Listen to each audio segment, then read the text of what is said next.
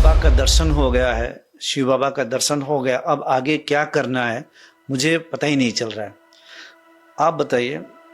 पहली बात तो शिव बाबा, कौन से शिव बाबा और कैसा दर्शन?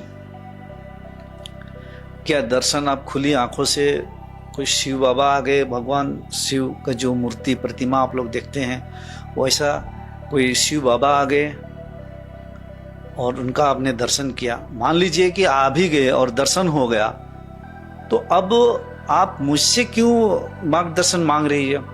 जिसका शिव का, कृष्ण का, काली दुर्गा का दर्शन ही हो गया तो फिर उसका तो सारा झंझट खत्म हो जाना चाहिए, उसको फिर क्यों मार्गदर्शन मांगना चाहिए?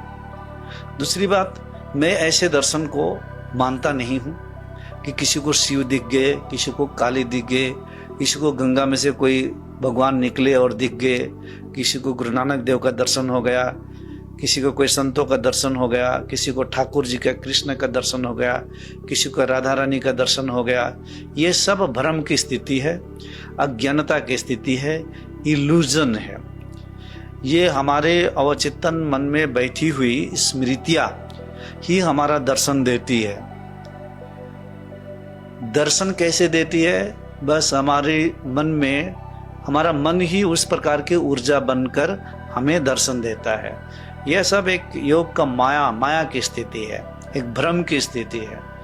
जब दर्शन की बात आ जाए तो इसमें ये प्रश्न खड़ा होता है, कौन किसका दर्शन करा?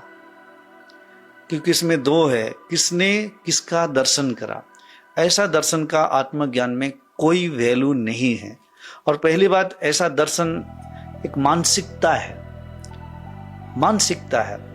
क्योंकि ऐसा शिव, काली, दुर्गा, ये सब मैन मेड है, लोगों ने बनाया है, ये सब प्रतीकात्मक है।